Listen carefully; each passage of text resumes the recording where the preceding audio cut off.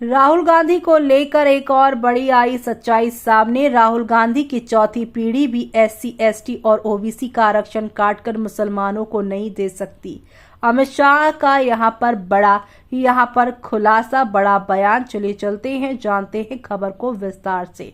केंद्रीय गृह मंत्री अमित शाह ने बीते बुधवार को कहा है कि नेता प्रतिपक्ष राहुल गांधी, अब ये याद रखना आपको चाहिए कि अगर आप उनकी चौथी पीढ़ी भी आ जाए तो वो भी अनुसूचित जाति, अनुसूचित जनजाति और अन्य पिछड़ा वर्ग यानी ओबीसी का आरक्षण काटकर मुसलमानों को नहीं दे सकती।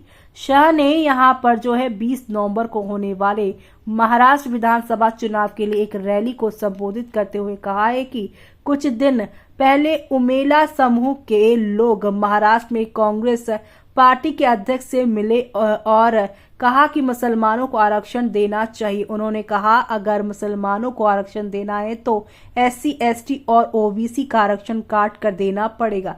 अरे राहुल बाबा यानी राहुल गांधी, आप तो क्या आपकी 4 पीढ़ियां भी एससी, एसटी और ओबीसी का आरक्षण काटकर मुसलमानों को नहीं दे सकती। शाह ने यह भी कहा है कि अनुच्छेद 1970 को कभी बहाल नहीं किया जाएगा, चाहे कुछ भी हो जाए। उन्होंने कहा अगर इंदिरा गांधी स्वर्ग से वापस आ भी जाती हैं तो उन्हें अनुच्छेद 370 को बहाल नहीं किया जाएगा। उनके लिए भी महाराष्ट्र में विपक्षी महाविकास आघाड़ी MVA को औरंगजेब फैन क्लब करार देते हुए शाह ने कहा है कि भाजपा नित्य महायुक्ति, महागठबंधन, शिवाजी महाराज और वीर सावरकर की आदर्शों पर चलता है। तो वहीं उन्होंने कहा है कि ये आघाड़ी केवल तुष्टीकरण करना चाहती है और उद्धव ठाकरे सत्ता के लिए बाला साहब ठाकरे जी के सिद्धांत को भूल कर बैठे हैं।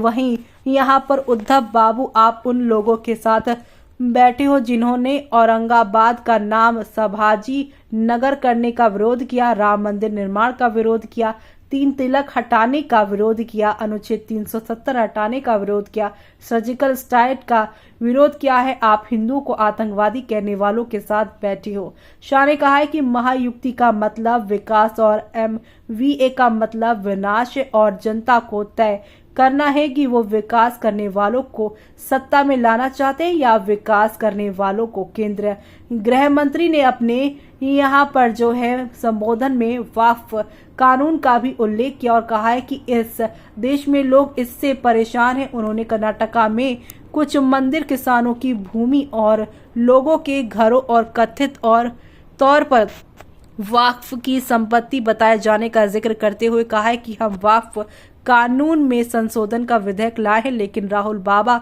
और पावर साहब यानी कि यहाँ पर शरद पवार इसका विरोध कर रहे हैं। राहुल गांधी, सुन लो, डंके की चोट पर प्रधानमंत्री मोदी वक्फ कानून को संशोधन करेंगे। यहाँ पर अब आपका इस पर क्या कहना है, हमें कमेंट बॉक्स में कमेंट करके बताना बिल्कुल भी ना भूलें आप।